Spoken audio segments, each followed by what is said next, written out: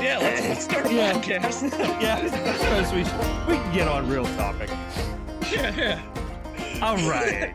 Welcome back, everyone, to the CAMO Convoy Podcast, where we talk all things overland, off-road, and the great outdoors. Today, we're going to answer one of the most common questions in the whole hobby. Where do I go? Where do I go overlanding? Because everyone wants the secret spots, the secret POIs, the best campsite. They want to just download the perfect GPX file, have perfect off-road sections. They want the route to pass like 7 breweries, microbreweries. Everyone wants a route that pops out at a vista at noon so you can eat lunch, and a perfect secluded camp spot at 4 p.m. sharp so you have plenty of time to set up, right? Now, anyone that's been out with CAMO knows that, I'm sure they're rolling their eyes at me. But here's the thing. There aren't a lot of folks that actually know how to make that happen. So in this episode, we're not just going to talk about finding dirt roads on Onyx or on Gaia. We're going to talk about building a trip that matches the kind of fun that you're looking for and the tools that you can use to make that happen. But before we dig into it, we have a listener review that I want to get into. So this is Jared Kep, or maybe Jared Sepp from YouTube. And he says that we make really great points, and he appreciates the things that we share. But he wishes that there was a way that he could share pictures of his build with us. Well, Jared, lucky for you, my friend. First of all, thank you very much. Lucky for you, you can. Send them to us on Facebook, Instagram, or you can email them to me at centralapoutdoors@gmail.com. We'll feature your ride in the show. Send us whatever pictures you want, and we'll have a little segment where we talk about a listener's vehicle. I think that's awesome. If you enjoy the stuff that we talk about, or you hate the stuff that we talk about, we'd love to hear about it. I want to continue doing listener reviews. I want to feature listeners. So if you have a cool build, send us our build. We'll put it in the beginning of the show. We'll talk about it. Give us a little bit of a blurb. If you're interesting, or you think you're interesting, or you just want to come and hang out, hell, come on the show. Let us know. So, man, send it and we'll get you on. And heck, if you want to come on the show and talk about it, maybe that'll be cool too. So let's get into the show here. Oftentimes people ask, where can I overland? And I think that they skip a step, because the better question is, what kind of trip are you actually looking to do? Do you want to do gravel roads? Do you want a weekend route that has tourist attractions with remote camping? Or are you trying to send it with the boys off-road? You need to get in the right mindset of what kind of trip that you want to have before you start planning, and then you can start to build an outline for your trip. So first things first, Aaron, let's decide what region we're even going to, right? This is kind of like the dart throw, on the map of where you're going to go. So for us, where do you figure that would be in our Appalachian region? For us, I'd say probably, I don't see us going any farther south than South Carolina. I'm going to make a circle and show you how bad my geology was. Yeah. South Carolina, Tennessee, Kentucky, Ohio, Michigan, Northeast, like kind of that circle. You know? That's pretty much home base for us. The Appalachian Mountains plus some maybe neighboring states. Yeah. Yeah. And within those regions, the national forests are going to be really the hot spots for the dispersed stuff. For me, like George Washington National Forest, I would say that, if you're new and you're anywhere in Pennsylvania, Virginia, West Virginia, Ohio, New York, if you're looking for your first trip or planning your first trip, you really can't go wrong with George Washington National Forest. So, any of the national parks, they're all about the same as far as the quality of anemones. Anemones?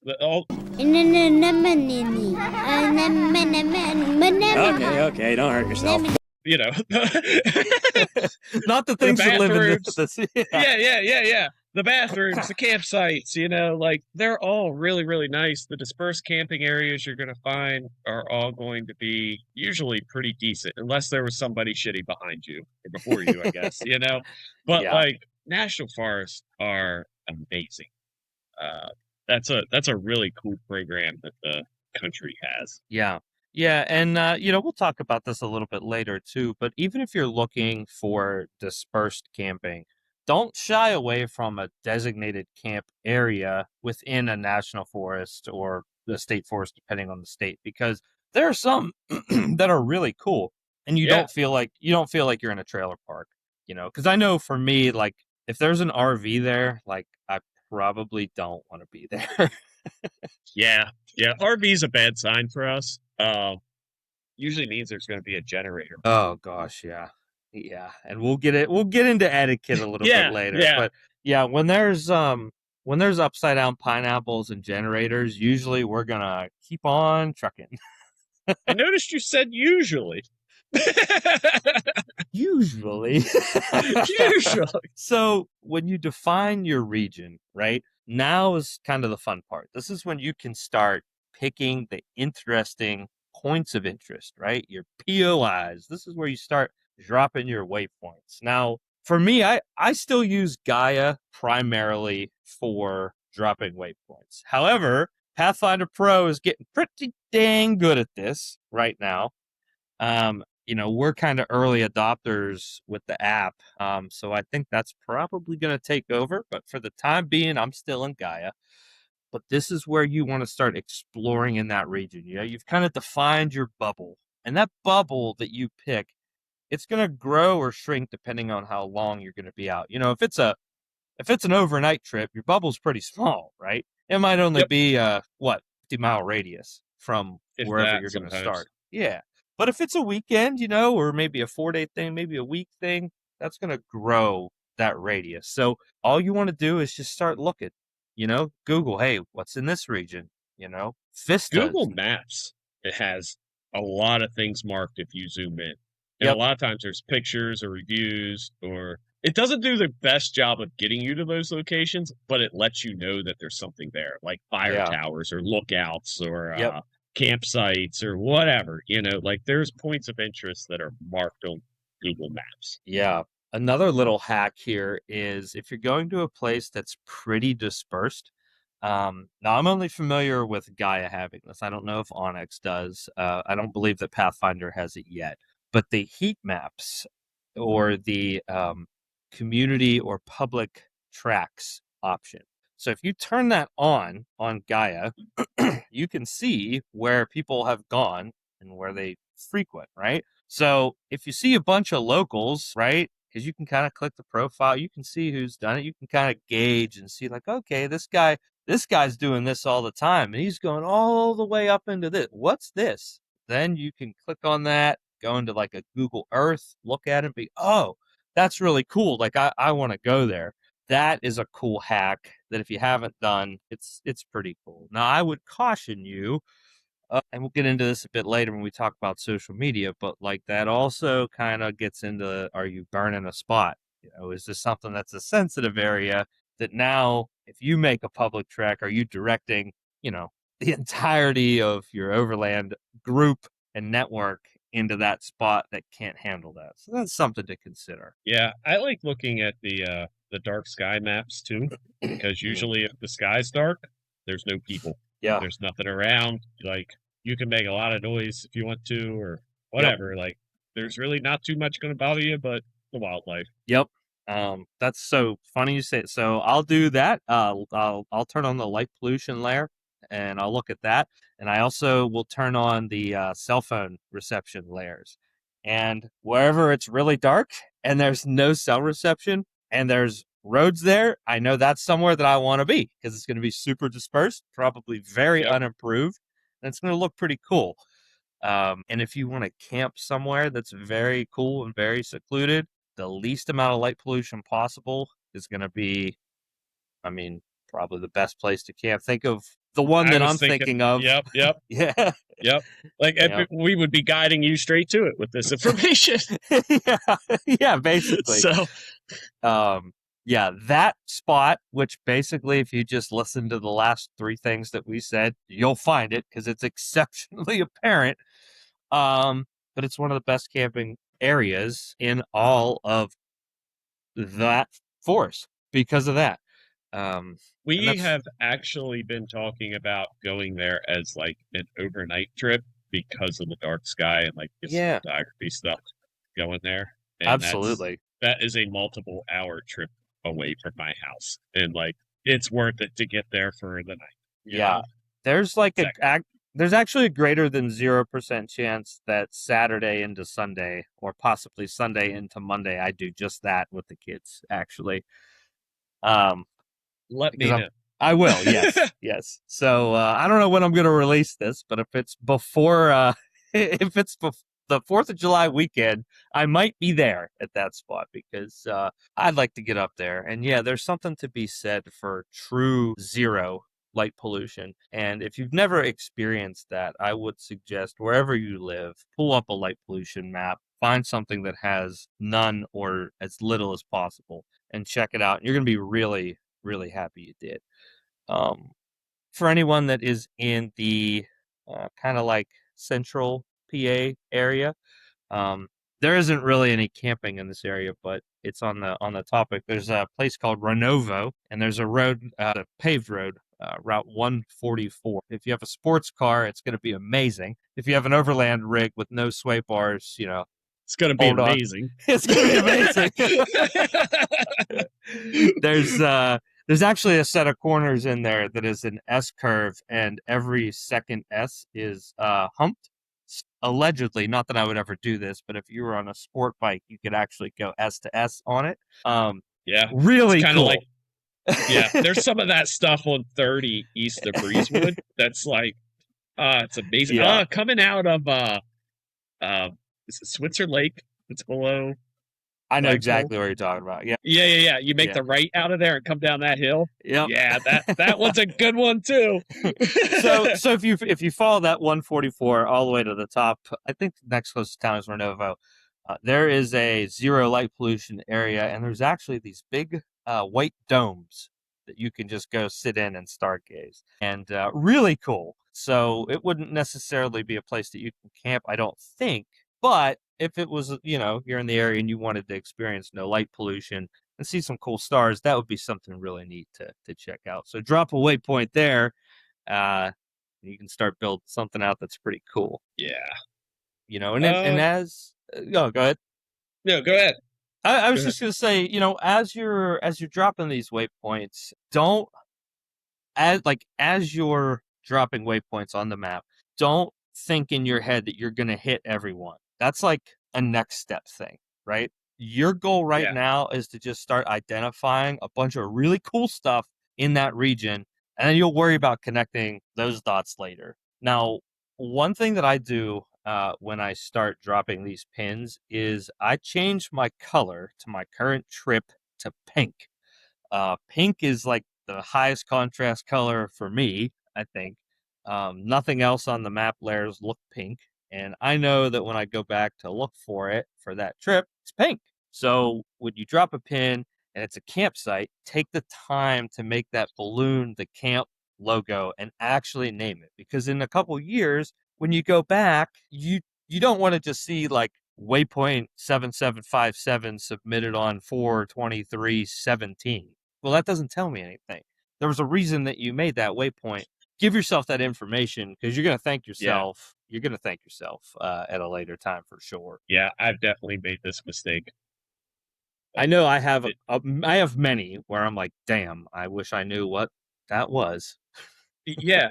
Like when I first started like doing this, I paid a lot of attention to the map, wanted to know where I was, stuff. And it was like I don't want to say I was on a time crunch, but I just felt like I was trying to pack in as much as possible. So it was like, oh, that's really cool. Let me drop a pin. I'll come back and fix it tonight. Tonight never came. I never went back and fixed it. There's pins dropped. I just went through and started deleting stuff. Yeah. Like, I don't know what it is. There's no information there. Yeah. As detailed as you can be when you drop pins, you really will thank yourself. And like you, I've been along a route and been driving and talking on the radio, and you just hit drop waypoint, save with the default information. You've already forgotten it by the time you get to camp.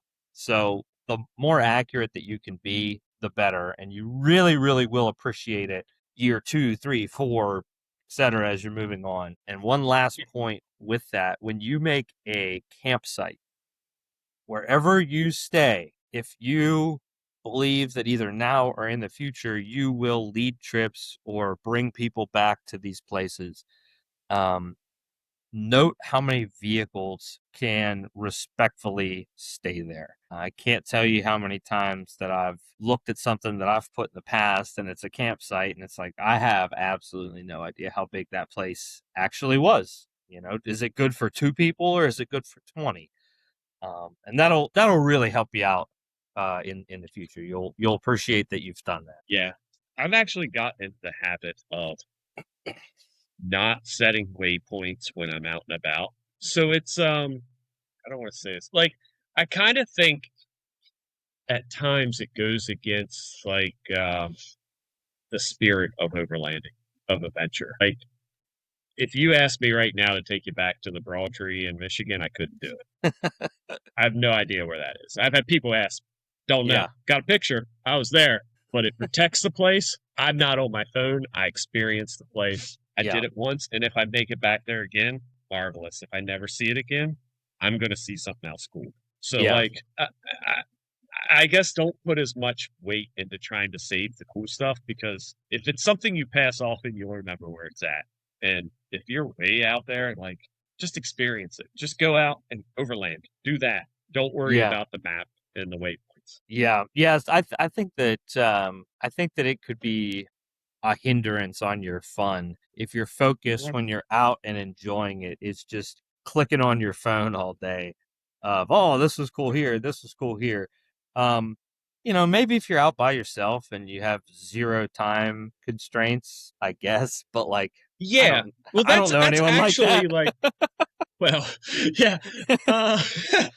Like the 3 minutes I get a year to do it, that's what I do.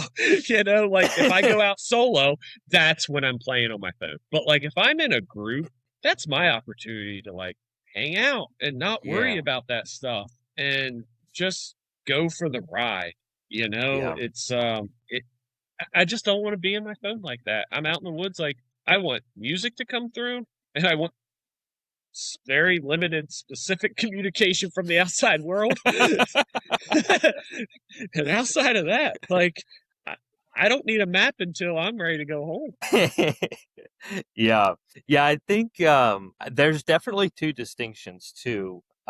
There's the like I'm planning a trip distinction, and then there's the I'm exploring distinction, which that one to me is more fun actually. Yeah. And I haven't really had the opportunity to go and scout something new. I mean, I guess Michigan was kind of that. I mean, I built the Yeah. route, but really, I didn't know. You know, Yeah, you went up there blind, but you knew after being there and going back and looking on the map, like the sky or the satellite view, like yeah, you were pretty certain that like when we rolled into those campsites, there was going to be no problem fitting 10 vehicles. right. You know, Yeah, exactly.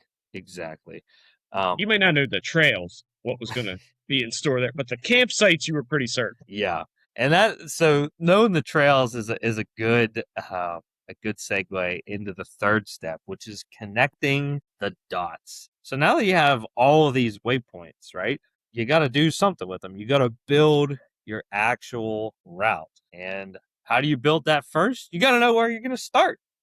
The start location. Now, if you're by yourself, the start location doesn't really matter. I mean, it can to an extent, but like it doesn't really matter. It is the exact opposite when you are with a group. It matters so much. Yes. Like I can guarantee it's not an if, it's just like tomorrow the sun will come up. Just as somebody in the group will show up with a 1/4 tank of gas and no ice in their cooler, forgot water, their butthole itches. Like somebody's gonna need something. And the best tip that I can give you for a start location if you're within a group is that the spot that you start your trip is no more than 20 miles from a full service gas station or general store that sells gas. So I'm talking like Sheetz, Wawa, Piggly Wiggly. Like, don't start in the most secluded backwoods spot and you don't plan on passing gas for another 300 miles, because it will be a disaster. I promise. Yeah. And Steven, not to throw him under the bus, but this is an important thing because I'm going to be the next one that's going to have to deal with this with the old snail over here is premium fuel. Like you should plan your first little gas stop or however that is what we just discussed. Make sure it has premium fuel because it's guaranteed somebody's going to need it, want it, whatever. Yeah. Diesel too would be nice, but right. I don't know how many diesels do we got coming out. Like I don't maybe know of any. Like maybe one Cummins occasionally. Yeah, or a Duramax truck every now and again. Yeah. But not many. But yeah, keep that in mind. No, like it's very possible that the mom and pop corner store that has a single pump doesn't have diesels. So keep that in mind if you're planning a trip. And like Max is coming in the Duramax, be cognizant of that. And I've tried, to your point, to even think, like turbocharged vehicles is pretty common now. Like guys need to run 91 in their trucks. So definitely plan for that. What I like to do also is, it's kind of a courtesy thing and it eats a lot of time, but everyone loves it. Pass a gas station within the first half hour of the trip. Someone wants something, right? There's somebody who want to drop a deuce. Yeah. The morning deuce is amazing. Yeah. I mean, most days a gas station throne isn't very appealing, but those mornings after camp, the pressure's building, they are godsend. Yeah. And like I never really considered it as something that would be like a want or a need, but the more that I've brought people on and people come out on trips, that morning gas station stop is like pretty appreciated, because what happens is it's inevitable. The night before, everyone's up having a great time around the campfire. Everyone's all, bubbly, for a better word. And you wake up late, you don't make your morning coffee. Instead of the eggs and bacon you were going to make, you chewed on a granola bar, right? And you opened a White Monster, and now you got to shit and you're hungry 30 minutes into the day, right? I mean, it happens every time. So, I know that it eats a lot of time, and it does. So when you plan your departure time in that first day, think about that. But truthfully, stop at that gas station within 30 minutes and you're gonna be a popular group leader, I promise. Yes. The only time I would say skip that is if you're at a campground that's got some sort of stations or whatever. Yeah. It's got something. Leave Go Trails.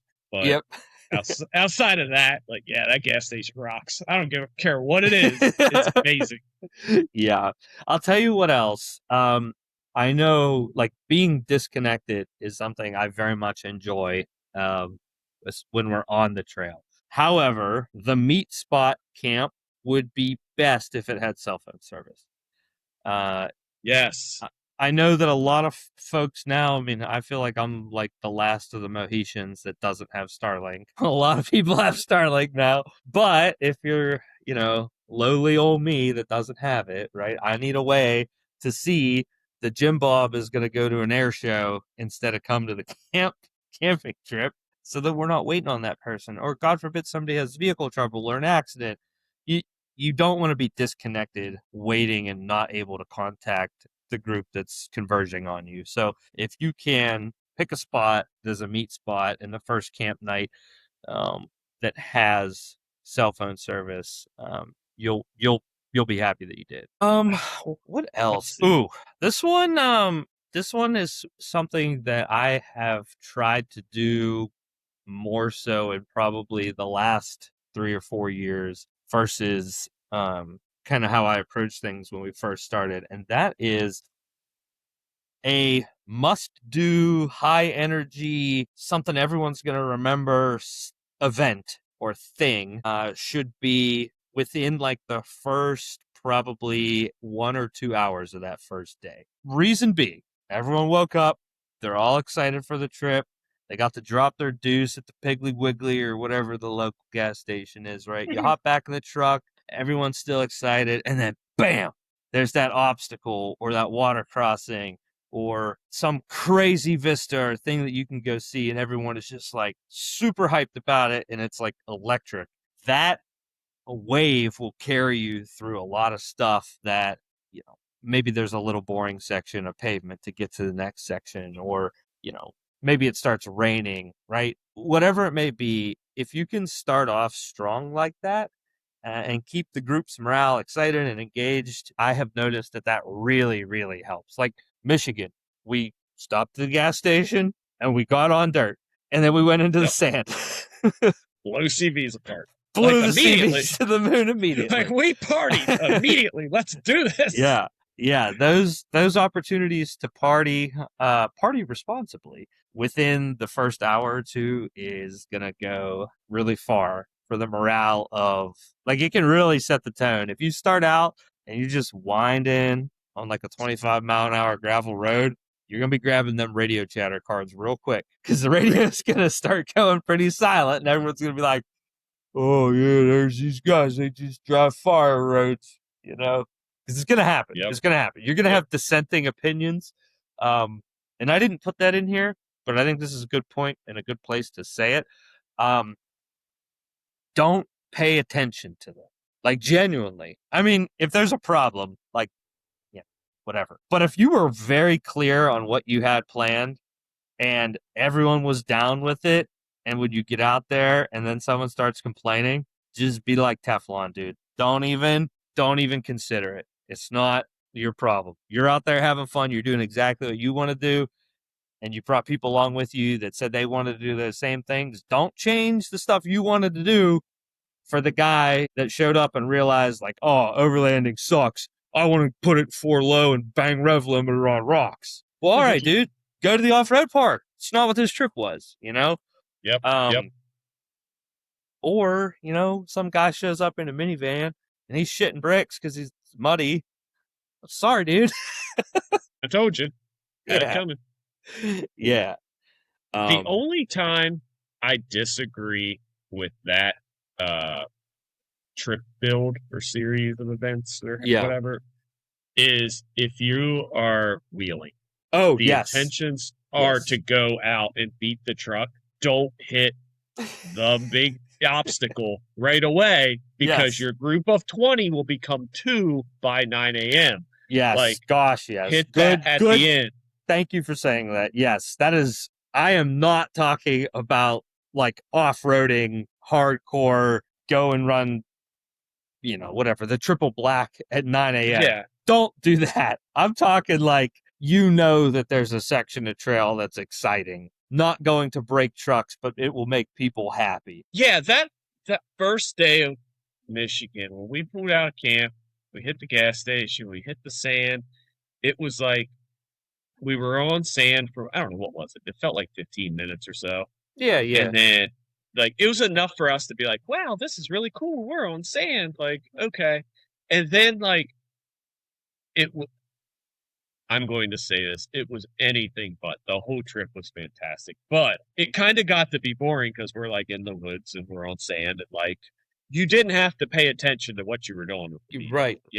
Right. And then we show up to, like, the first little thing that we're like, oh, everybody, like, we could go play on this real quick. And we all just were like, let's go max it, like, let's, and we made a fool of ourselves for a minute, and I don't know that was ever planned, or like that wasn't normal. Like, normally on a trip, you just go and eventually you get someplace, but like, we saw that and just as a group took it like, yeah, we're going to party for a minute. This is cool. Like, and it set the tone for the trip.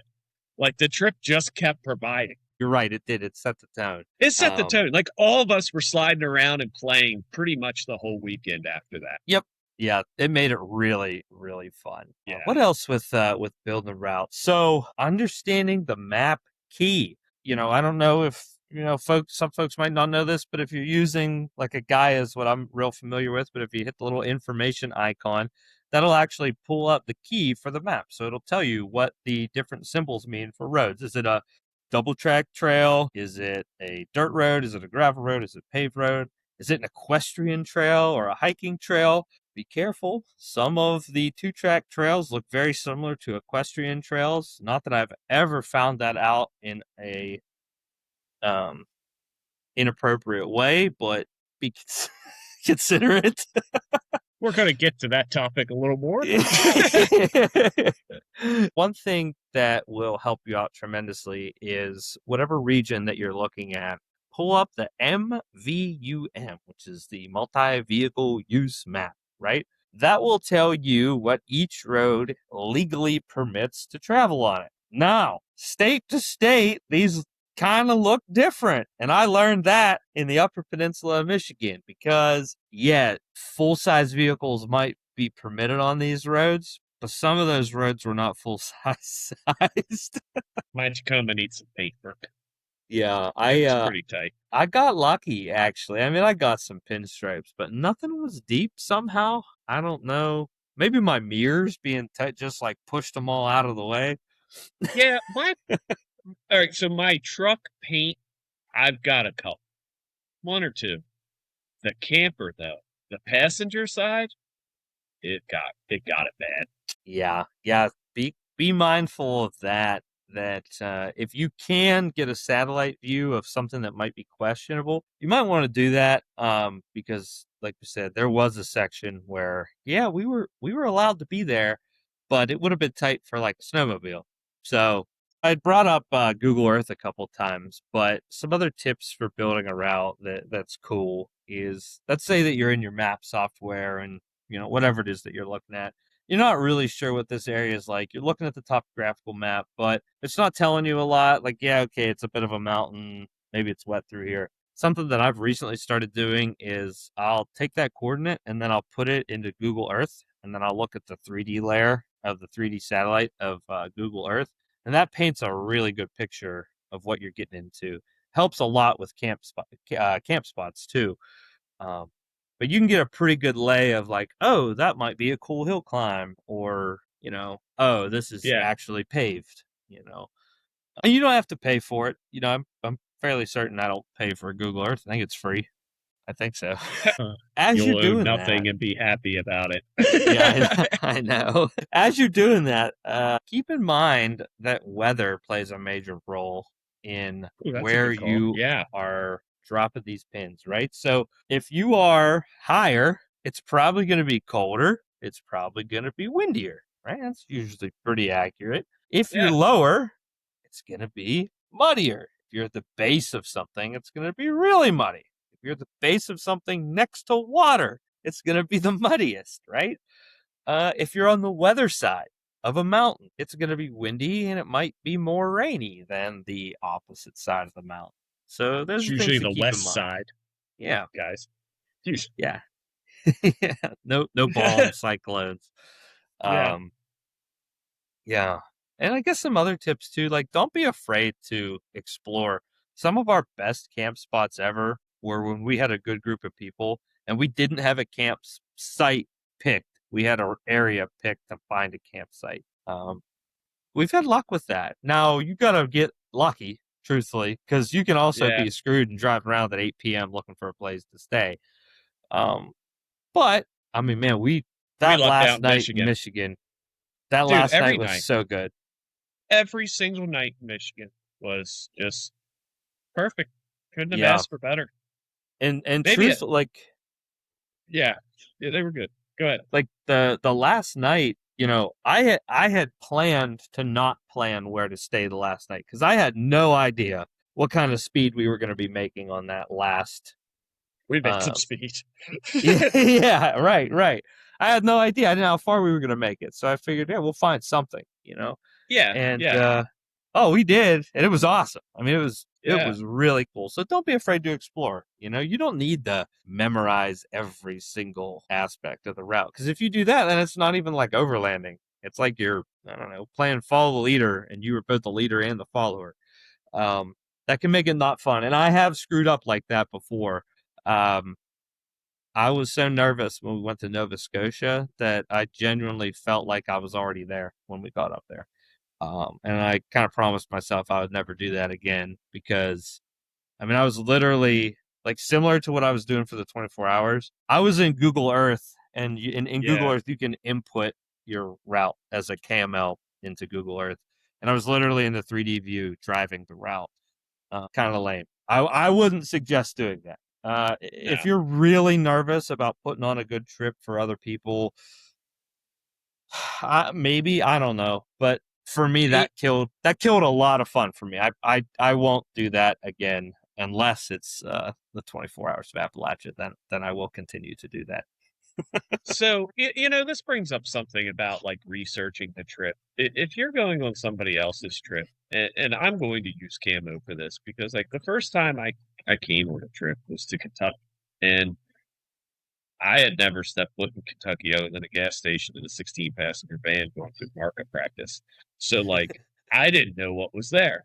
Um, I knew we were going to be on the Daniel Boone Byway, and you had put some stuff up, and I was like, I hit YouTube, and I watched a handful of people go over Fincastle, so that when I got there, regardless of what everybody else was doing, I already knew what I was going to do. Like I had seen other people's failures and stuff, Yeah. and like knew that. I didn't research the rest of the route. So all of that stuff was new, and then when I got to the party, I was set. Like Yeah.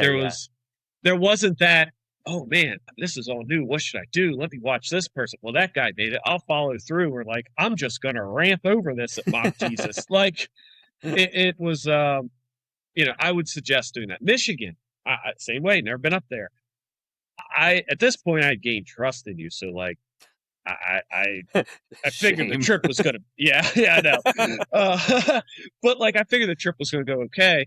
So like I didn't research our route at all. I had no idea where we were going after we left Freeport Lake. And I think I'm saying that right. Yeah. And I actually started looking at YouTube on I think it was the Great Lakes Circuitor? Or there's a bunch of different ones you can do around each lake that go to like points of interest. Okay. And most of these were like a guy and their son in a minivan that rode up from Wisconsin, or like, nothing that like we were doing. But out of that, like when we come up to that, to me, it looked like an aircraft hangar on the water, but it was where they pulled the boats in to drop coal on them. The train went up top, and they dropped Oh underneath and yeah, dropped the yeah, coal. yeah.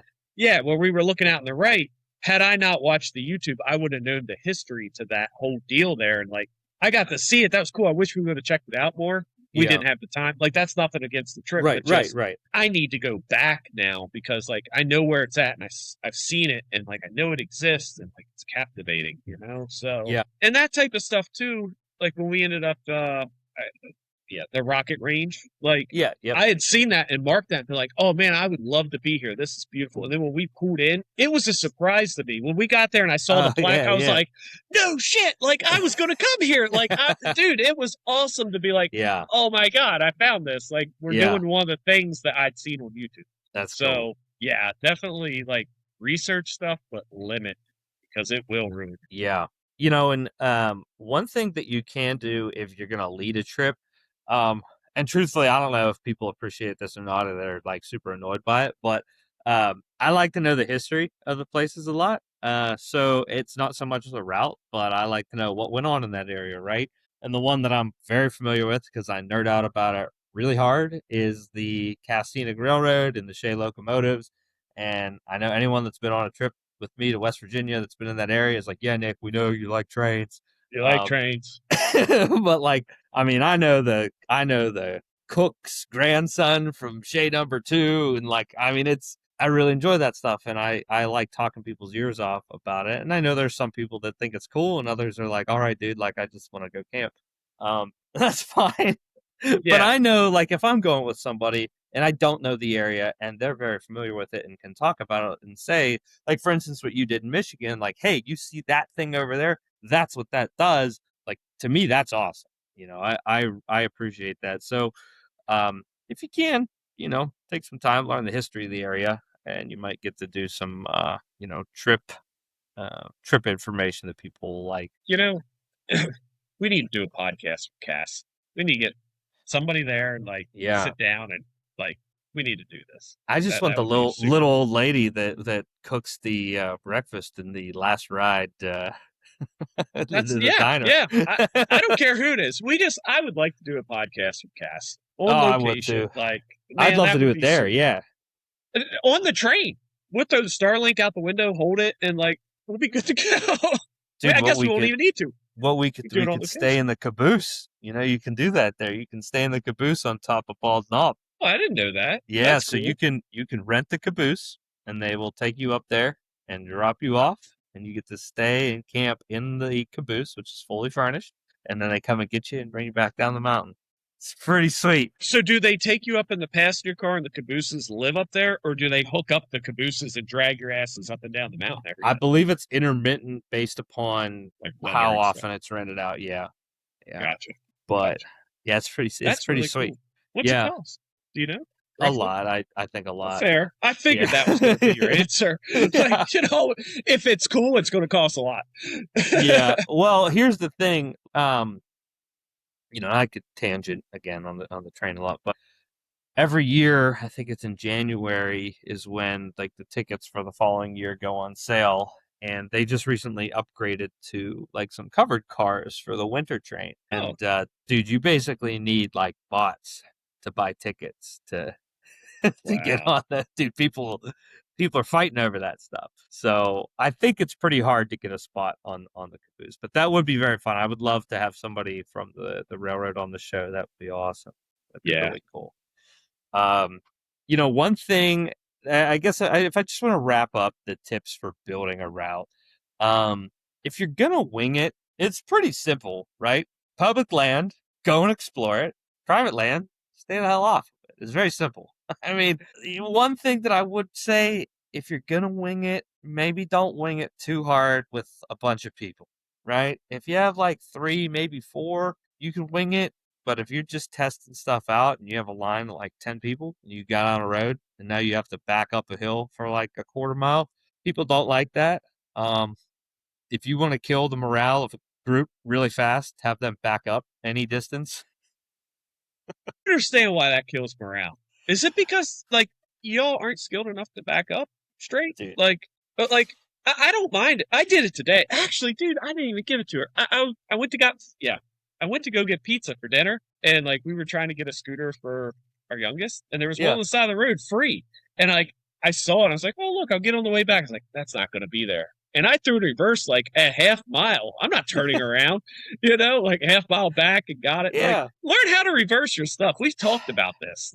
Yeah, dude, there was this one. Is a skill set. I thought there was going to be a mutiny. We were, where were we? Somewhere in central PA, and this is the one I was telling you about, where we had to turn around. We went past the I think so. That thing because it was supposed to be open. It was a county road, but it just didn't exist anymore. We got to the point where it was no longer a road. Dude, I thought everyone was going to leave. I was like, all right, guys, I'm sorry. Yeah, to your defense, you were like, guys, sit here. I'm going to check this road out. Don't follow me. And everybody was like, did you say follow you? Down the road they go. I don't know what it is. Would you stop a vehicle or use reverse? The radios don't work. Everything gets distorted. Nobody can hear anything. It's a major problem. If you've got to give information, you make sure we're in drive and wheels are at least turning. Yeah. Doesn't matter how fast, they've got to be turning going forward, and the radios will work. Dude, it's so true. Another example of that, dude, is when we were in West Virginia and we were on that site where we had to move some stuff. I came over the radio and I was like, yo, don't follow me. I don't know what's going on up here. And then I looked in my rear view and there was just a line of trucks behind me.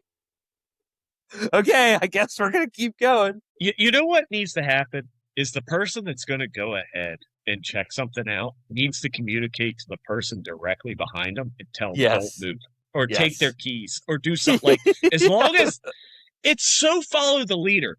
That first person thinks that everybody behind just exists. If one moves, no, we got to go. Don't leave me.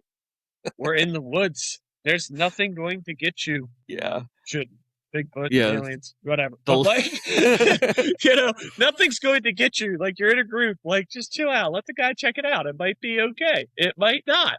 But take your leak, eat your lunch, play with your radio, figure out how it works. Like it'll be okay. Yeah. So, okay, what about POIs appropriate for your group size? Here, where are you at? So this would be not burning up spots. Yeah. Okay. So this is the topic that actually set off this podcast title for me. So there is a stream crossing in Washington County, Maryland, and that's all the closer I'm going to get you to it. That it's been public for, I'm going to say public, for a really, really long time. There's like a nice swimming hole on it. The stream is stopped. So like Maryland gets really upset about their trout streams. This stream crossing exists in an area that the locals use it. Like the ambulance will go through there. It cuts off 20 minutes of paved time to go around this. Like it is a vital artery to this area. It has recently changed hands, and people have been like, well, we've been swimming there for generations. That doesn't give you the right to be there anymore. Like, nope. They own it, you know? You can't stop in the middle of the road and do whatever you want. Just because it's underwater, those rules don't change. So, like, I saw this picture posted, and it was a new guy. I don't even know the group. All right. I didn't bash the guy, but I could tell it was a new person that they were like, oh, yeah, here it is. Come, guys, look at this stream crossing. It's the best one. No, stay the hell out of it. You don't belong there. Like, that is a sensitive area. It's acceptable. Go visit it. Okay. By yourself. Drive through it once. Go up the road a ways. Get something to eat. Come back. Drive through it. And don't come back for months, okay? Like, don't take your dog there to swim. Just don't, because it's gotten so much heat with it. And, like, once that's gone, it's never coming back. And it's going to suck for everyone. Right. And places like that are so much different than, a forestry road that has a stream crossing in it. Like, that's always going to be there. They're not going to close the forestry road down for a stream crossing. There's not a guy that lives on the corner of it. That's different. But to your point, this is like something that the locals use as part of their primary infrastructure. It's not your playground, It's not your group's playground either. Yeah. And full disclosure, high school, this is where I went. This is where I honed my skills. Like, we used to mud bog in there. I almost submarined a square body Chevy. Like, the swimming hole is beautiful. It's like something you'd see on a magazine. It is an amazing spot, but it's been ruined by locals and people who have seen it on socials. They come in, they throw the trash, whatever, and it's changed hands. Like, guys, it made memories. Go find someplace else to make your next ones. Yeah. So yeah. So that kind of brings us into locals, man. Dealing with the locals. The biggest thing is be kind. Even if they're not kind, be kind, because it might actually save your ass. I mean, I've told this story before, and I'll be brief, but we were in a place in Kentucky that we were legally allowed to be. It was on a county road that was an active county road. It showed up in the current MVUM map for Kentucky. But people live there and have lived there for generations, right? Not everybody is an overlander, right? They don't care that your hobby is going out and exploring old forestry roads, whether they're still maintained or at least recognized by the county or not. And I went down this holler, and there was very clearly someone that lived off of this county road, and then the county road should have gone down through the woods. But when we got there was a truck parked across the road and a barn that was very close to the road. And before I could even get the thing into park or reverse, there was a man who was very much armed on his porch that was really not excited to see me. And all you can do in that situation is be like, well, listen, you don't want me here, and I certainly don't want to be here. Whatever way you would like me to leave is how I want to. Let me know. Pretty much any other way I would have approached that, there probably would have been 12 gauge coming through the front of the frontier in that particular situation. Yes. Is that representative of all people or of Kentucky? No, not at all. Been doing this everywhere, running into people all over the place. The only other time we've been attacked is by that guy who looked like Bernie Sanders in Vermont, but he was just crazy. And even then, that's actually a really good example. Genuinely, we were attacked by no. I can't say this without laughing, but we were attacked by an elderly man who was hiking with a walking stick. And I mean, any one of us could have hopped out of our trucks and thrown this guy probably 50 feet, but don't. Like, it's not worth it. Don't go looking for a fight. There's people that don't like the fact that you got your four-wheel drive somewhere, even if you're allowed to be there. Just, if someone's mad, don't engage unless you have to. And if you have to, don't take the offensive. Whether you messed up or not, just, hey, man, I don't want any conflict. And let them tell you what they would like you to do. You'll probably be okay. Add to this, knowing where you're at and knowing you're in the right place, and it's just a local that doesn't understand his property lines is important. This happened to me during a rally to where the local got upset with all the traffic on his gravel road out front that he thought he was the mayor of, and decided to just set whatever speed limit the alcohol told him to set at that moment. And he decided to start being out in the road and flag every vehicle down and have a nice long conversation about how he wanted his road used and how we should give it back, or relay this to the operator of the event so they don't come back to his road. Now, I heard all this because the Jeep in front of me stopped, and I had my window down, and I was ready to protect myself from said person, okay? When the Jeep went forward and the guy started to approach me, I actually didn't wind my window down the whole way. And I rolled up to him slowly. The truck was in gear. I said, "Hi, how you doing? I heard everything you said. I'll relay it." And I proceeded to keep going.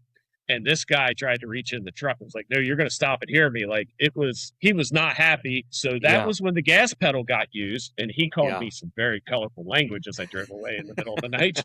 Never to see this guy again, being perfectly legal. I believe the police took care of him later. He was, in fact, taken care of. Yes. But this has happened on multiple different events, not just localized to the rally. This is this is what happens when you go down a holler in Appalachia that doesn't see a lot of traffic. My uncle is like this on our farm property. He believes he owns the road some days, and it's just that's a really good point, Aaron. We have listeners that aren't from our region, and like, I don't know what your algorithm looks like on social media and what you hear about Appalachia, right? But it kind of is what the stereotype is, like, to a T in a lot of instances. Yeah. The folks that really do like live in the holler, like I'm not in the holler, right? I'm in the rural area, but I'm not in the holler, all right? Get into the hollers. Those people have been in that same place since their families immigrated to the United States, and they never left. So that's their place. In their hearts, it's their place. They don't really care what your hobby is, and they don't really care if you think you're supposed to be there, or even if you actually can be there. Now, 9 times out of 10 or 99 times out of 100, these are also the nicest people that would give you the shirt off their back, give you their truck probably to get you back on the road. As long as you're kind. You better be kind. Because if you're not, I promise you, you will meet the craziest son of a bitch that you ever thought could exist. It's how it is. Yep. It's just so many things escalate. If one person's not kind, like you don't feed into that. Like you have to stay kind and cool to all of these guys. It is Yeah. I can't even stress it enough. Like just being kind as a lifestyle is like something you should know. Yeah. Yeah. And it's not like it's cool because especially in the last decade, like I've and with Camo, we've really had the blessing to be able to go and see a lot of places. And the contrast between kindness and no kindness in Appalachia is really unlike anywhere else. Um, like Colorado, everyone was pretty cool, but like they kind of didn't really care what you had going on. You were just like another person. Um, Nova Scotia was super weird. I thought the people were pretty weird. They were nice, but they were pretty weird. Yeah. You know, um, but Appalachia, the people really do actually care about you, and they really want to talk to you because you're like interesting, and you'll find them interesting for sure. But Yes, you 100%, will. if you, yeah. But if you're not kind or you do something that is wrong, um, you're gonna know about it in a way that you won't experience in other places, except for like Yes. Chicago. Middle of the Amazon on a gold mine. Yeah, Like exactly. people are real protective of their maple trees and their acorns. Okay, like One last little aside with that. You be kind and courteous to the silver Toyota Tacoma with the dog box in the bed. oh Just gonna yes, leave it at that. The state flower in Appalachia, if you're not familiar, is the dog box in the back of the Tacoma. Be straight with you, that guy will kill you. Actually, yep, he probably won't feel sad about it. And I would nope, suggest you're just kind to that person. yep. You won't even be the first thing he killed today. Yeah. Like Matter of fact, yeah, exactly. You're going to be laying on top of something furry in the back of that truck. might be the dog, Yeah. might be a bear. Don't Yeah. know, but I guess one last thing is if you see ginseng, no, you didn't. No, you didn't. you don't see shit. You didn't see any ginseng. Someone catches you touching their ginseng, you may as well took their mom because it's going to be the same reaction. Yep. But that's the locals, right? I mean, I don't want to overblow it, but I also don't want to undersell it. Like, you do really need to be respectful in this region, or you're going to wind up like in the pig pen. It's not going to be good. Like there is a it's not the Wild West. It's not like lawless areas or No. anything. But the law, I don't want to say it doesn't reach there, but it has its own interpretations. Mm-hmm. It takes some time for the long arm of the law to reach some of those locations. Yeah, yeah. And at the end of the day, how important is the law out that far? Like how motivated are you to figure out that murder that was probably justified by stupidity? Yeah, right. And the So guy that got the other guy was probably the cop. yeah, yeah. But anyway, Like not to scare anyone out of our region, but no, let's we are talk friendly about mostly. let's talk about where to sleep. And hey, pick a campground. Now, I know everyone like rolled their eyes, I don't want to stay in a campground. We touched upon this earlier. If you're in like BLM land out west or in our region in a national or a state forest, some of the designated camping areas that are dispersed camping are actually awesome. It's in the middle of the woods with a pit toilet. It's actually pretty nice. Yeah, yeah. I think Green Ridge is really nice for the dispersed camping, but it doesn't have the pit toilets at every site. Yeah. But yeah, dispersed sites are where I think that's where it's at. That's what you should do. Like campsites, campgrounds that are dispersed like that. That's so cool. Yeah. It's like they're a really nice. central. Yeah, like just having that pit toilet, even if I got to walk 10, 15 minutes to get to it, I'm totally cool with that. Yeah, it's kind of a nice amenity. Sometimes they don't exactly fit the vibe of what you're going for, but if you are looking for that, they're really nice. There's one, and I won't name it because it is really, really small, but it is a designated site. And if you're traveling the southwestern portion of the Daniel Boone Backcountry Byway, you'll cross Really into nice. it. It is really cool. It's probably my top 5 favorite campgrounds ever. It has like a low water bridge to get into it. You can camp down in like the rocks by this stream. It's really, It's really really cool. cool. And it's a designated camp area, but it feels like you're, in the middle of the woods. It So feels like Greenbridge, yeah, it does. it, It does. you know. Um, the other campground, like in that area specifically, like my favorite, Callie's. Callie's. Callie's is badass for the It's one, awesome. dude. That was such a good way for me to come into camo. This the Callie's experience, even though I Yeah. was sick as could be, like having Callie's there with showers and a little general store and a pond. Yeah. That place is worth every penny. Yeah. Like, And yeah, where we slept, it feels like you're in the middle of the woods. we were in the middle of the woods. I mean, we weren't, but we were. You know, and Yeah, it was yeah. it was cheap, and that was one of the few campgrounds where it was like, oh yeah, there's RVs over there, Mhm. and Yep.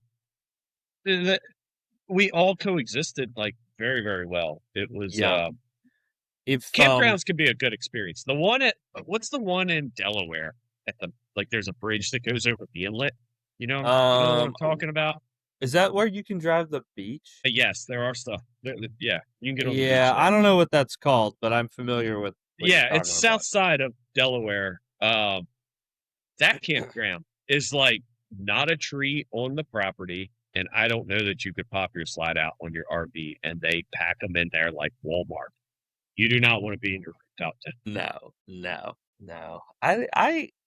It's nice you brought up Callie's because I forgot to mention that in here. But campgrounds like that, like if you're listening to this show, like if you've made it this far, Callie's is your people. You will go there and you will be like, yes, can I make a commune with this? Can we just turn this into a town? Yes. You'll be very, very pleased. How they keep those bathrooms so nice with everyone that just went and mud bogged for 4 days is beyond me. But it's an awesome place, and you should spend your money there. Truthfully, it's Yep. it's really cool. Yeah, there are a lot of trips that start in that. Different clubs use that. Yep. A lot of the Daniel Boone Byway stuff, like fundraisers and Yeah. different rides come out of Callie's. Like, you should just like them on Facebook and check them out.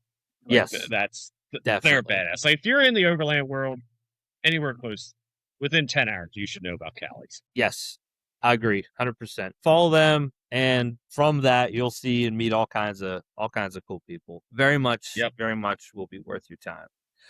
Now, option B with camping is just some straight up dispersed camping. So this is, before you go, you look up what's legal and what's not in the region that you want to be in. Can you roadside camp or the designated dispersed camping areas?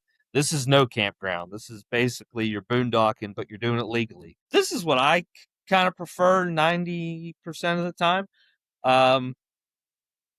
Finding a good one can be kind of tough by yourself. Finding a good one for a group is really hard, and I'm not gonna sugarcoat that.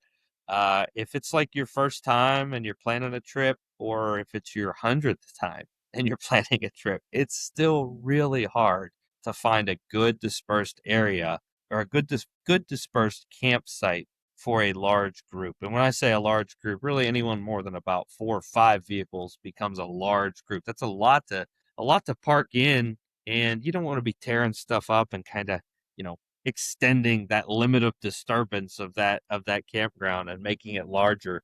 It's tough.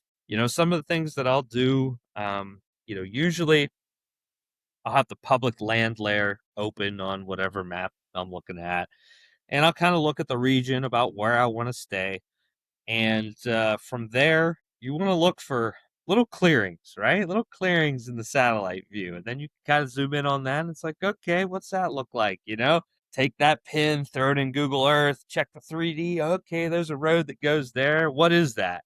But you got to be kind of thinking outside the box too. Like, okay, why is there a road here? Oh, what's this? Oh, that's a tower. I can't actually get there. There's going to be a gate there. So there's a lot that goes into it. And man, I wish there was a secret to picking a good one for a group, but it can be pretty tough to be to be honest. It's like playing a $1 scratcher. Like, 1 out of 3 are going to be winners. Yeah. I don't know why, because I think the smart thing to do would be you reach out to somebody that lives in the region and you ask them. But I don't ever do that. A matter of fact, I don't either. I don't think that I have ever asked somebody else for a spot ever. I go by the beg forgiveness before asking permission thing. Because a lot of the times I can be someplace, leave no trace. You don't know I'm there. There's no trash left behind. I'm probably going to come in later and leave earlier. Yeah. If it's kind of But when I'm solo, or like, dude, I was going to touch on this. My the stealth camping. Stealth camping is super fun. Super fun. Like, good times. Now, like, don't do this on farms. Don't do this on very clear private property. But, like, you'll know. If you're gonna do it, then you already know. And it's pretty fun. Yes. I was actually really looking forward to doing this on the way to the last Kentucky we did, because that was in the fall. Yeah. And then we all ended up convoying down together, and like the stealth camping thing turned into sleeping on a riverbank in a campground that we didn't know what it was. We're not even sure we were supposed to be there, but we came in at midnight and we left before the sun came up, so nobody knew. Anyway, I had scouted out 11 places that were potentials. Like, I got so far away from home and I was like, okay, somewhere in this hour and a half range, I need to find a place to stop for the night. Yeah. And, there are places you can do this and nobody cares, like Cracker Barrel parking lots. If you're traveling, like, Cracker Barrels are usually a safe bet. You might deal with the running generator or highway traffic or lights on or whatever, but you'll be able to stay there. The old abandoned church that somebody only unlocks on Sunday morning on a Thursday night at midnight, like, not a light in the parking lot beside the old cemetery. If you can get on the backside of that out of sight and get in your tent, not make a sound, you will have the time of your life. Dude, we just shared a brainwave, because the whole time I was like, churches and cemeteries, dude, are the best. Hey, bars, okay? Go in, drink a beer, come out. Don't put your damn keys in the ignition. For the love of God, do not put your keys in the ignition. Officer, I am too drunk to drive tonight. I have a bed. I will be gone by the morning. And most of the time, everybody's going to be cool with it. Yeah, that's if there's even an interaction with another human. Yes, but that's also respect the locals, because there's certain bars that you are not welcome in, especially in Appalachian.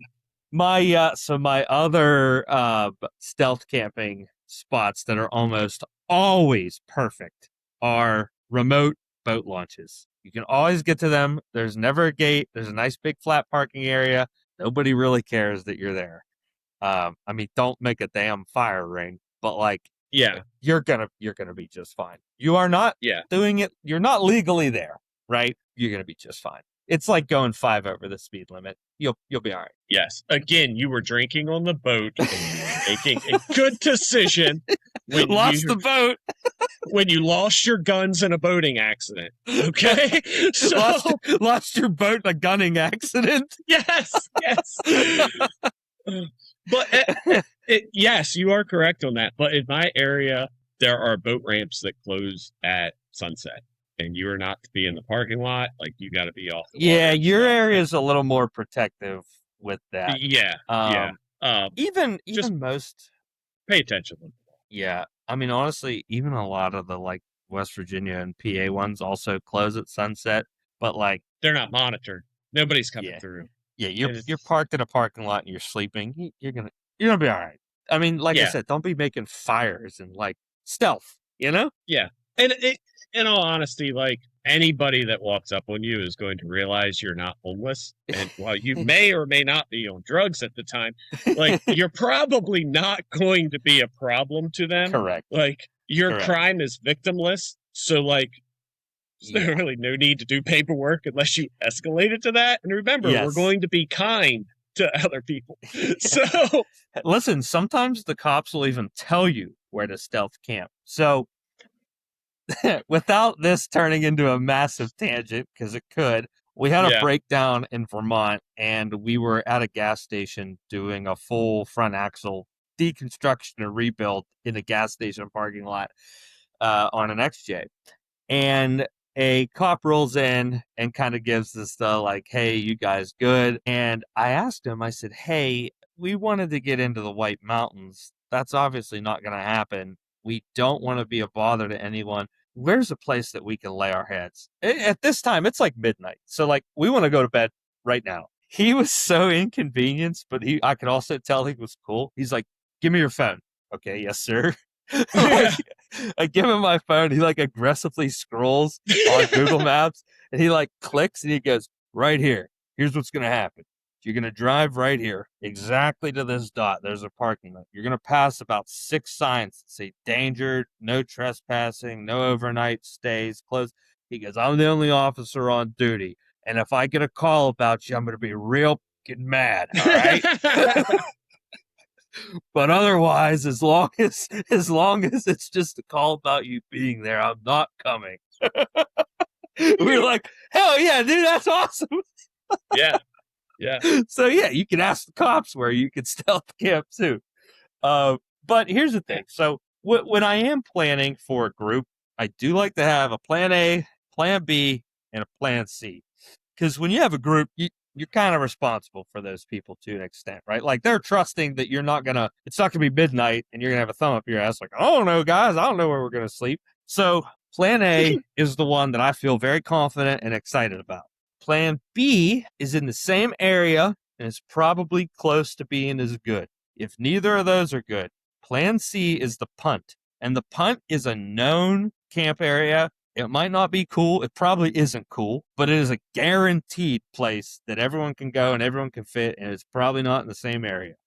I would strongly suggest having that punt option because I have been in the situation where we are driving around and everyone's like, all right, Nick, idiot, like, I want to go to sleep. When are we going to get to camp? I'm hungry. It's not a good feeling. So I would suggest that you have that option because stuff does happen. There could be, the Forest Service could be planting trees. We've had that happen.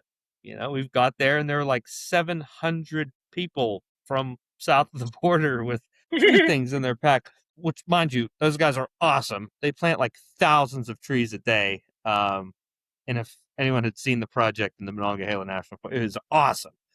But yeah, we rolled up on the campsite and it was that. Yeah. Speaking of rolling up on a campsite and somebody being there, and stealth camping, have you ever rolled up on a stealth camp spot and it been occupied? Yes. This is a new story, guys. I haven't heard this one before. It's not that exciting, but like, okay. I mean, it was at Yellow Creek State Park in Pennsylvania, and I was gonna do some night fishing and then just spend the night in the lot, like I was in college. And I rolled in, and there was just this burly couple who was doing some noodling on the bench. But like, I didn't see it at first. And they just like hit pause. They didn't stop. They just, and I'm just like, and I put my headlamp on and I have my headlamp on, and the headlamp is it was like a spot. It wasn't on flood. And I was like, oh shit, there's a car over there.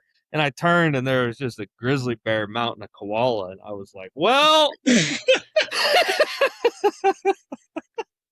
time for me to go somewhere else. Dude, it's nasty. It was hot and all buggy and shit. Like, I got a story about podcast safe after the show. I have to mark this one. Not safe for ads. Yeah. I guess to wrap that up, just be cognizant of where you're picking your campsite, and have a fallback plan for sure. Keep weather in mind, right? If it's going to rain, don't camp in the lowest of elevation, but also don't camp at the peak, right? If it's going to be windy and stormy, it's the middle of the mountain, right? You're not going to flood, you're not going to die in the wind. So that'll help Yeah, you out. yeah. My rule is like middle of the mountain is preferred, and Mhm. then adjust height to preference. And Yeah, yeah, yeah, yeah. The vista, right, the top of the mountain it has the greatest potential to be amazing, but it also has the greatest potential to be the worst weather, right? Um, you have no protection from anything. It's going to be colder up there. It's going to be windier up there. It's going to rain there first. But if it's clear, it'll be awesome. Um, if you're psychotic, like most camo, you'll try to camp the peaks when it's record low temperatures, freeze to death, all that fun stuff. But if you're a normal person, the middle of the mountain is probably the smartest pick. So we've talked about picking a campsite. We should probably talk about campsite etiquette. Um, yes, you this has know, fallen off a lot. But like, uh, man, so many new people have come in that, and I mean this in no bad way. Like everybody starts somewhere, and you got to learn your skill set and like what to do and not to do, whatever. But COVID brought a lot of new people, and a lot of these people have never stepped foot in the woods. They've been very urbanized. yeah, Uh, yeah, and I'm not blaming them entirely either. There's a lot of country folk that lived in their holler the whole life that still have like 3 washing machines sitting down in the creek. They've gotten like, you know, it's not a single group I'm pointing the finger right, at, right. but like since COVID happened, it's gotten worse, and Mm. like campsites have just become trashier. Like people they've just done the things that we're going to talk about. It's not good. Yeah, yeah. And the one that kind of has recently burned me, and actually so much so that I made a change, is fire rings, dude. Like, you don't have to build 700 fire rings in a 50 square foot area. And anymore, man, if a fire ring doesn't exist there, I don't build one either. I've been bringing an above ground fire pit, and honestly, I like it more. Yeah, Dirt cheap. I think the one I run was like $80 on Amazon. This is they're the one we had 100 now. I just looked. yeah. It's the one I had in Michigan. I've had it forever, and I've just recently been using it more. But, yeah, man, Yeah, I don't know. I think it keeps the area cleaner. I don't it know. does. I think it's better heat. It's less smoke.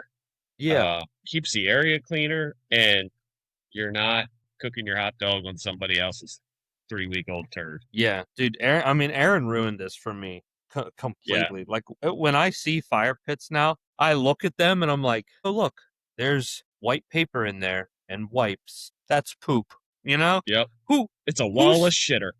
who started this trend? Oh, the fire pit is not your poop burner. You gotta stop It's doing that. it doesn't reach incinerator temperature.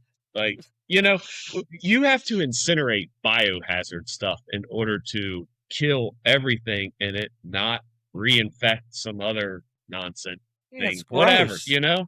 it's gross. Like, you don't use a turd to cook your food. You can't.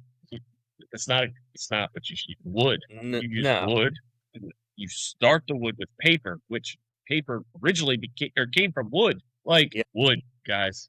Fire pit Yeah. wood. If it's not wood or wood product, don't put it in the fire pit. Your food that you didn't eat doesn't need to go into the fire pit. I don't need Smokey the Bear, which that's not probably that realistic, but what is a bunch of mice and crap running around, and then I go and open the back of my truck and there's mice in it because someone was throwing their food out in the fire pit. Just take care of stuff and pick up after yourself. Don't leave stuff. Now, if there is a fire pit that already, or a fire ring, I should say, that already exists, yeah, well, good chance we'll put a campfire in it. I still won't eat off of it though. Now, it's it. They're good to keep your feet warm. You don't want to eat off of it. Yeah, yeah, I can't do it again. Yeah, I No. just can't. before So you leave, oh, go ahead. the one that I've seen that has been like more recent is like somebody will give a kid a machete or a hatchet, you know, and like great. I believe kids should do dangerous things. I believe kids should be supervised so they don't get hurt. But at some point, a good hurt for a kid isn't a bad thing, you Yeah, know. right. Like, okay, give your kid the machete and let him go ham on the bush over there. Like, but get him out of the campsite. Like, get him, it should be farther away than where the recommended shitter hole should be. Like, get Yeah, away from the campsite. I don't care. Kill a tree. Whatever. Like, people are arguing with me yeah. on that. But it's Little over there. sapling. Like, Go ahead. Fine. yeah, whatever. Like, either the kid's going to whack it down or the deer's going to eat it. Like, whatever. You know? Don't let this kid go to the main tree in the middle of the campsite and just pat, pat, pat, pat, pat. And at the end, there's no bark. You know, from the dirt all the way up, like 4.5 foot, not a single piece of bark. That tree is dead. Yeah. That tree is coming down, and it makes widow makers. This is it's not a dangerous situation now. It's a dangerous situation 5 years from now to the new people that came in there late at night, didn't look up, didn't assess the situation. Storm rolls in. Next thing you know, you got somebody dead. Yeah. Like, yep. And on that topic, 99 times out of 100, you shouldn't be processing wood anywhere within a designated camp area.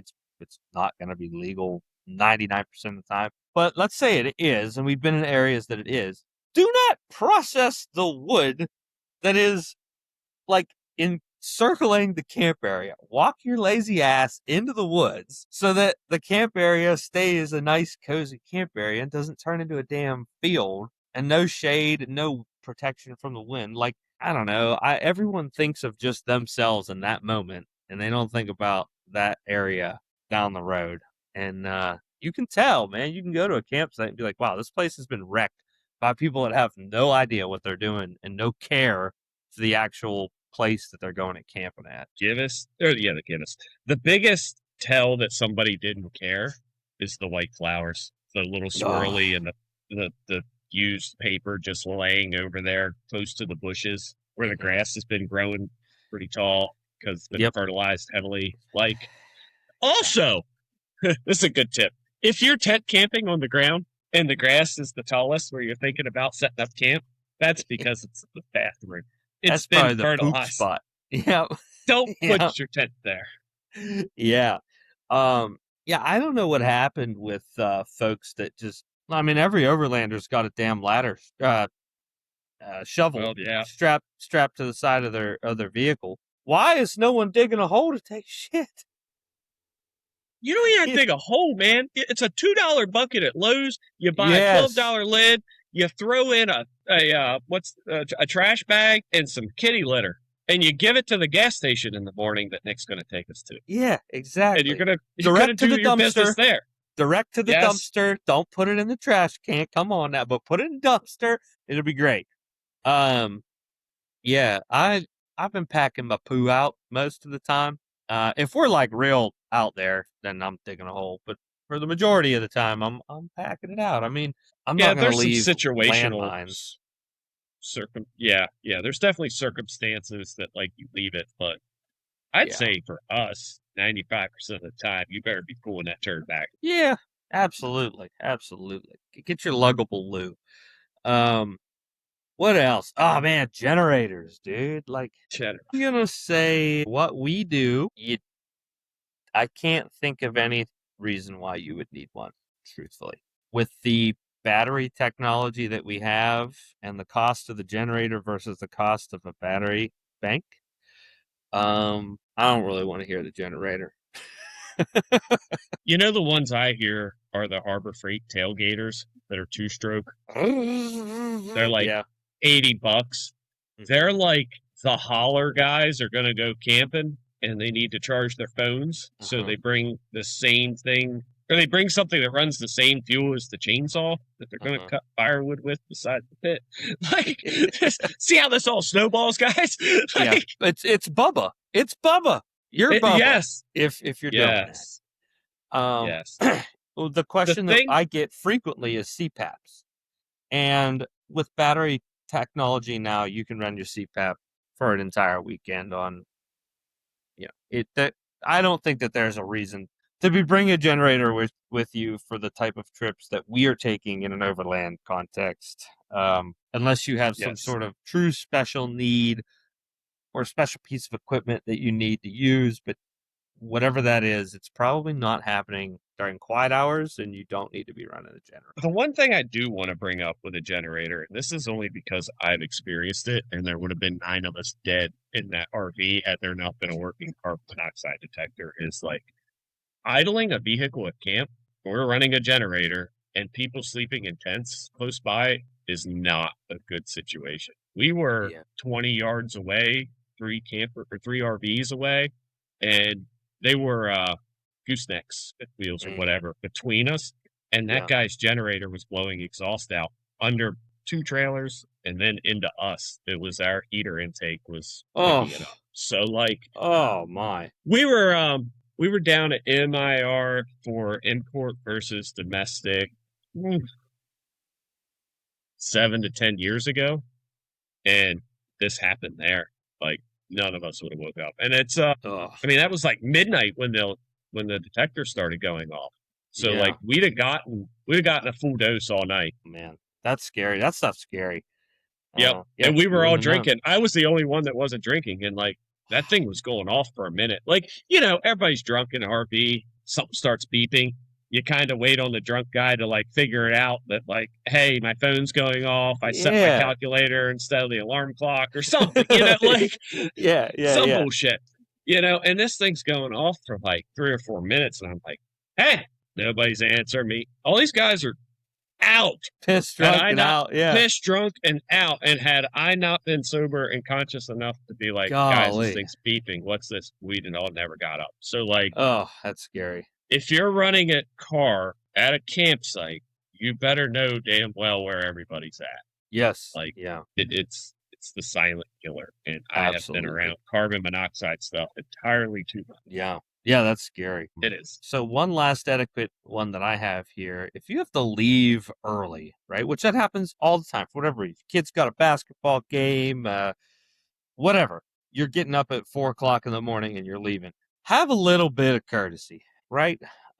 You don't, like, your stuff should have been packed up at bedtime, so all you had to do was get in the truck and go. And if you have a tent, like, open the hatch and leave the hatch open. Open the door and leave the door open. Put your stuff in, close everything once, and go.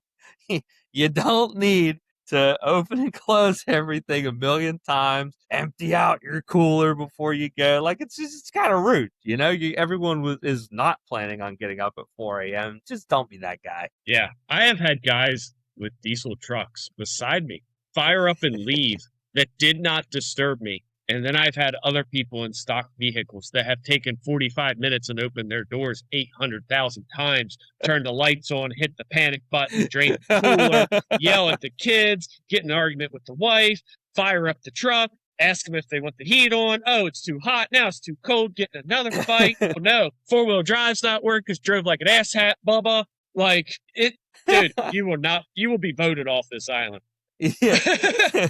I'll tell you what. You are the weakest link. When we left the last night or the last morning in Michigan, we didn't even wake the deer up, and we all left together.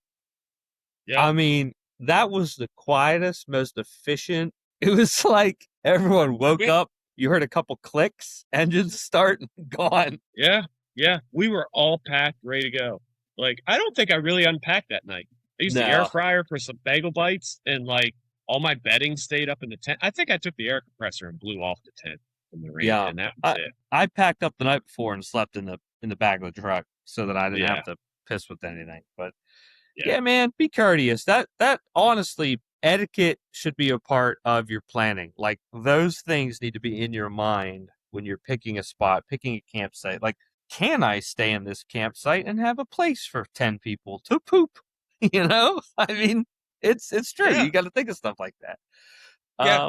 And the last step here is running your route, right? Step 5, you're actually out there, you're running the route. This is important. And this is kind of maybe specific to CAMO and the way that we do stuff. But what I have found is on mixed surfaces, anything over 100 miles in a day, is pushing it. If your crew isn't perfect, I would say the last couple trips that we have been on, we have had like, if overlanding has a professional designation, like I guess I would stamp it that, right? It's not always going to be that way.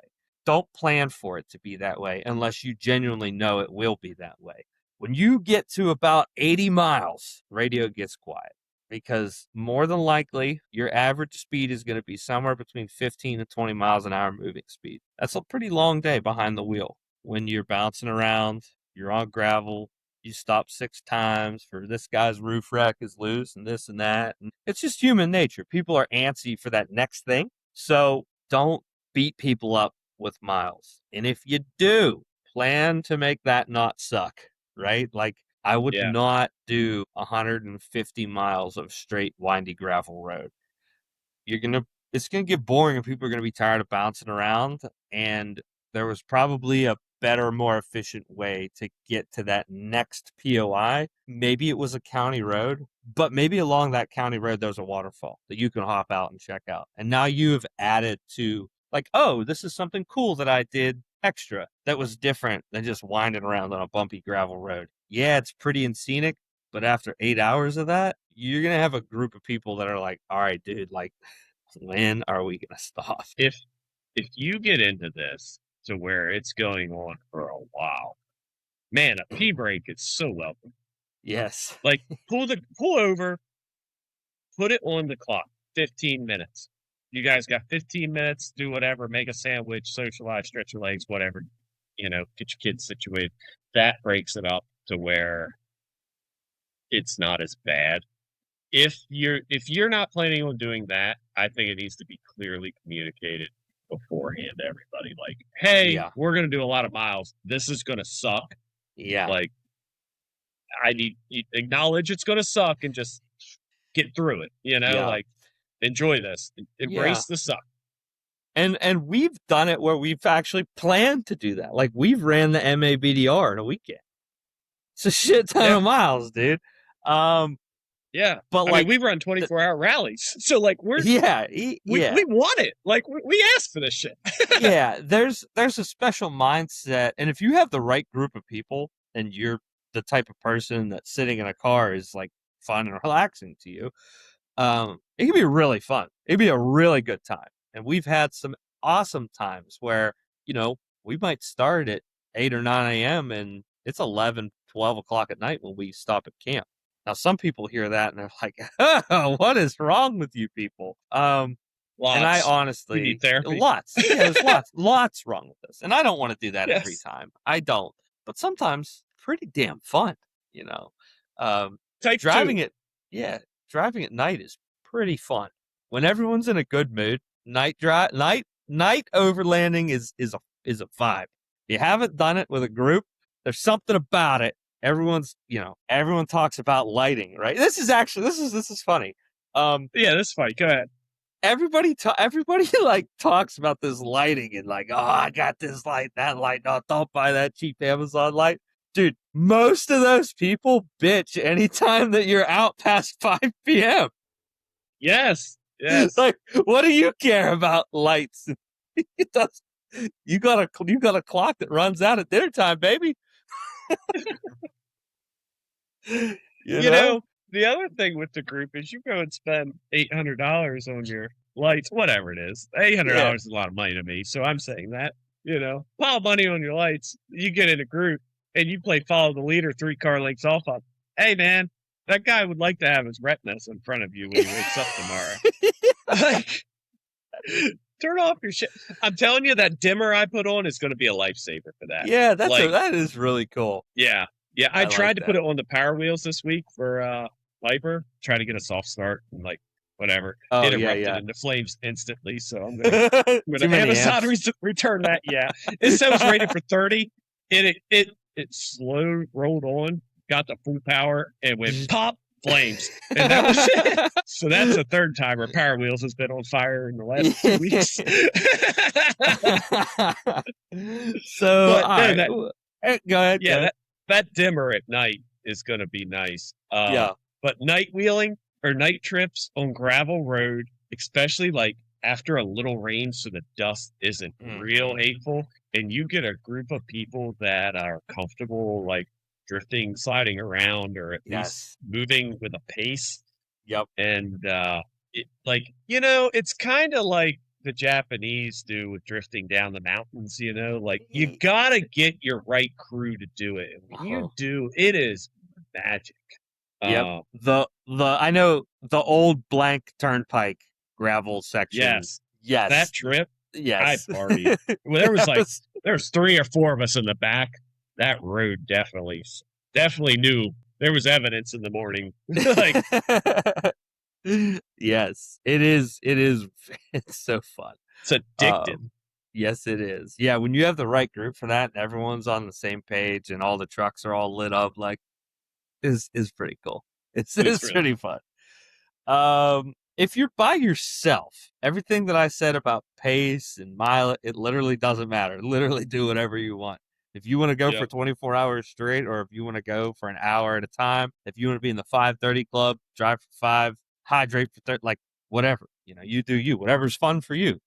Um, doesn't matter, but it's the complete opposite with a group. It really, it really does matter. Yeah. Definitely. If you come upon a gate or an impassable road, it is not the end of the world. It doesn't matter if you plotted your route through there and you thought it was going to be perfect through there. Don't try to get through. Don't force it. Just back up, try again.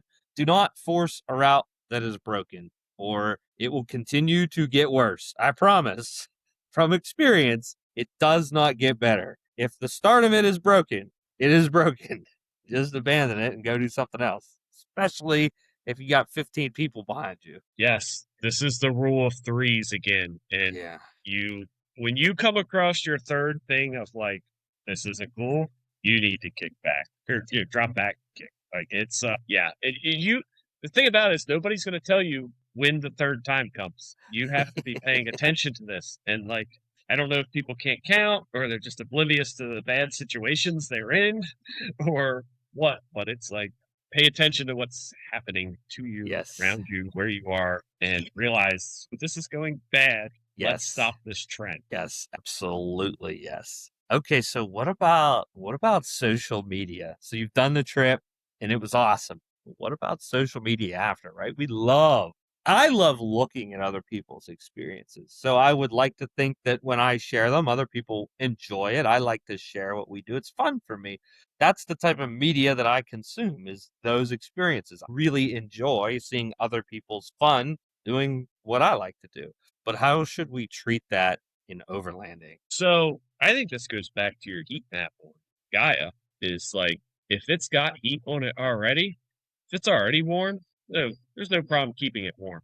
If Yeah. you're the only one there, that stream crossing that I'm talking about, yeah, like you don't go there. Yeah. You don't do that. It's A good. good example is literally everyone asks me where RPA, RPB, and RPC are. They don't tell. My answer to all of that is explore the George Washington National Forest around Snowshoe, West Virginia, and you'll have an excellent time camping. Yep. You will. You absolutely Yep. will. And you'll You just find don't share this. Good. Yeah, you'll find something so similar that you'll think you found what I was talking about. It's just those 3 particular areas. It wouldn't be responsible to just say, "Hey, that's where that spot is," because it would just turn into a festival. you Yep. know. Yep. It would be Overland East, unofficial. It like would, every and you know weekend. what? I'm damn proud of CAMO for not destroying that. It's like a very unspoken bond with everybody that has ever been with us that understands, like, well, this is really special. And if I screw this up, we'll never get to enjoy it again. There are places that you discover in this hobby that when you get there, you don't realize how special it is until you spend a little bit of time. And you'll know the feeling. When the sun goes down and you can look up and just see the Milky Way, like, the pictures that you're thinking of that are like edited and stuff of like the Milky Way core, You can look up and faintly see that with no Like help, the naked eye. Yeah. naked eye. Like, Yeah. walk away from the campfire, let your eyes adjust, and go, "Oh my!" Like, Yeah. there are two things apparent. One, you've never seen that many stars in your life, and two, Elon Musk has been busy as hell because there are satellites everywhere. Like, Yeah. that dude has wrecked the sky. Yeah. Yes. Yeah, you can't But we even. got internet.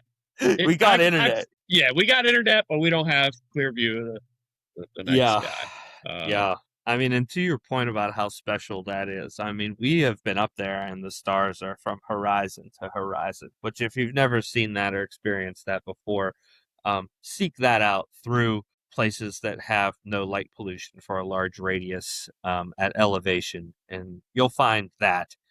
And it's really special, and it's worth it. It's worth it to find something like that. Pay attention to the moon cycle, because if you go out there on a full moon, you're going to be like, these guys are full of shit.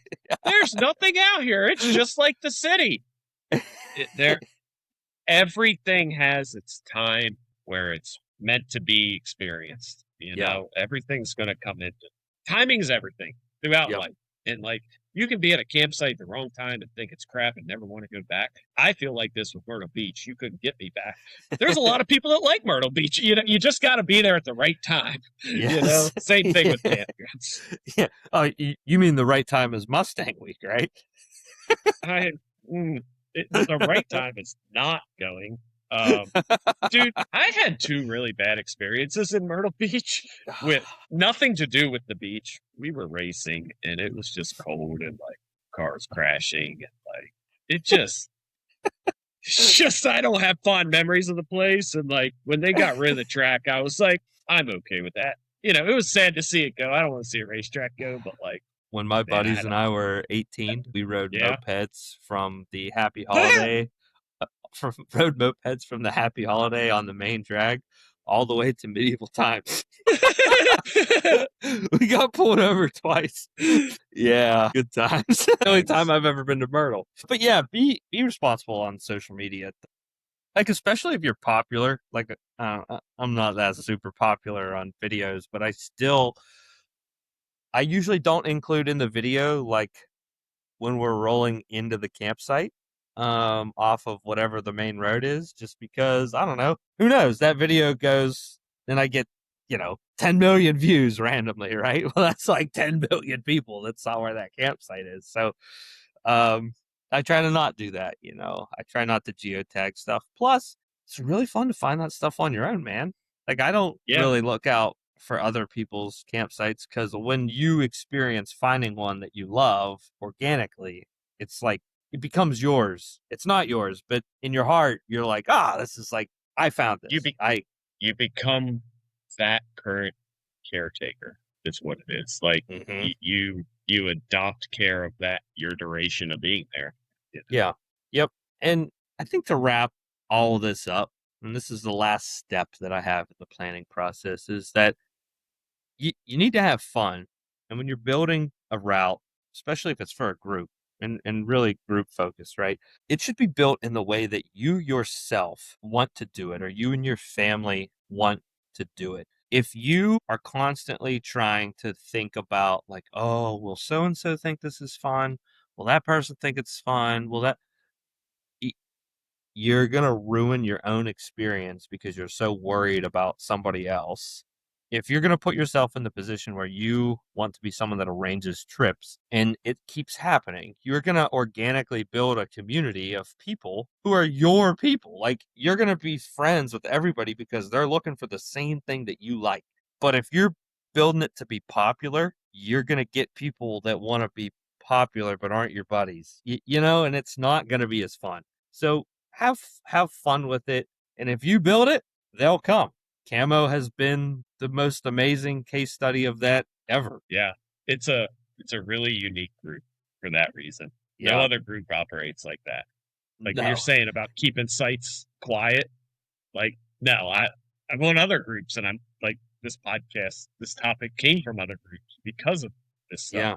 Like CAMO's got the right people in it. At least for Yeah. me, we're all on the same page. Like Yeah. we're the. And I don't want to say we're the professionals. Like that's not the way I want to sound with it. But like I'll make the claim. I'll yeah, self-title. We are professional overland. overlanders. No, I mean, just have fun with it. Like, Just have fun. it's funny. Yeah. Like, we'll talk for 2 hours about like the this and that, but it all circles back to it's still not that serious. Just have fun and don't No. be a jerk, and Yep. it'll work Yep. out. We could have taken the Michigan trip and stopped after second day. Where we got to camp that second night. Yep, I could have stayed there a couple days. dude. We could have Same. stayed. We could have stayed within an hour of that place and explored so much Yep. and just had fun there. I'm glad we continued on and did whatever. But like, Yeah. had the group been like, guys, we've been driving. We're 20 hours from home. Like, this is as good as we're expecting. Let's stay here and eat steaks and be happy. Like, I could be persuaded for that. We could have stayed there. So. Listen, I was hoping for geo collapse while we were in Michigan, dude. Yeah. Like, it was like, how can I get my family and move everyone here? So I was like, how do I get a lake house for the 3 weeks in the summer that it's not covered under snow, or bugs. or bugs? Yeah. But, we good timing on that. We lucked out so much on the bugs. Oh, absolutely. Yeah. Absolutely. But yeah, that place was super cool. Michigan's cool. Yeah. The Upper Peninsula. Well, that's trip planning. You have anything cool going on? What's new and exciting in the air? New and exciting in my world is it's hot. Oh, it's so hot. Oh, it's so God. freaking hot. That's why nothing is on in here. The lights, these are high bay lights. They give off an excessive amount of heat. But TV's not on because it's hot. Yeah. Actually, I've got the doors open too. It's a wonder I'm not being ate alive with bugs. Yeah. If anyone, I'm sorry about the audio tonight. We have the sweet sounds of nature. So if you're tired and listening to this on your way into work, hopefully you didn't fall asleep to the beautiful crickets. Yeah, it is 1:45 Friday morning now. Yeah. Happy 4th of July. It's coming up. Stay safe. Don't blow your fingers off. By the time this is posted, you will have already blown your fingers off. So. Yep. Photography trip end of the month, Blackwater Falls. Oh, We're gonna, I've got 5 spots for that. So holler, hit me up. We're gonna get some good photos up there. Nice. Hell yeah. I don't have too much going on. Probably sometime, well, whenever this heat wave goes away, I'm gonna start going through the frontier, getting it gone over in preparation for the fall, which I know that sounds crazy, right? Like, why are you starting now? My free time from now until the fall is non-existent, unfortunately. I have a lot of stuff going on and a lot of stuff that's pre-planned and stuff I gotta be and places I gotta go. Some places I want to go, some places I don't, but gotta be there anyway. So I'm gonna shake the frontier down. Fortunately, it doesn't need anything that I know of. There are some little maintenance things that I'd like to do before I get up there. Mod. Yeah, a little driver mod, I'm gonna take the fuel cell out. That's like step one. I'm not gonna go up there with the fuel cell. But there is like a small chance that I also bring both of my kids, and in that case, I'm just bringing the Yukon. Or my 2 oldest kids, I should say. Man, I wish I could fit 2 kids in the Frontier, but unfortunately, not possible in the King Cab. I've considered a way to do it. It would be possible if I built a platform in the rear center, and then that is something I have considered. But in the name of safety, I don't know. They're in car seats, so it's like modern car seats, dude, are like the size of a Honda Civic anymore. So fitting them in a King Cab Frontier is pretty tough. It's funny you say that. I'm looking at my 3rd gen 4Runner outside the garage, and we quit using that because we could not fit both car seats in the back with the front seats back far enough that my tall wife and my 6-foot ass can actually fit in the front seats. Yeah. So like we could fit one car seat in the center of the back, but not both of them. Right. So yeah, that thing's been parked. After I kicked the wildlife out of it, got it up here, put a battery in it. It just, man, it's got a case of the sittings and neglect. So like, it's going to be a lot of work. Like that's timing belt, that's frozen alignment cams, that's an EVAP issue where it's not taking fuel, and a code that's suspended the registrations for emission reasons. And I'm sure I'm going to find other stuff. The wife drove it for 2 years. I'm sure she didn't know when stuff was breaking. Yeah. Well, what about, why don't you just sell it to your dad, and your dad can register it in Pennsylvania? Is it in emissions county? My dad is actually in Maryland. Oh, shoot. I thought he was on the PA side. No, I'm on the PA side. So I keep everything at my dad's address. That's right. Yeah.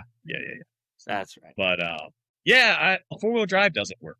So I had to figure that out. It's never worked since I had it, though. So yeah. But there's a 430 front diff sitting here, and I would like to put a front lunchbox locker in that as well.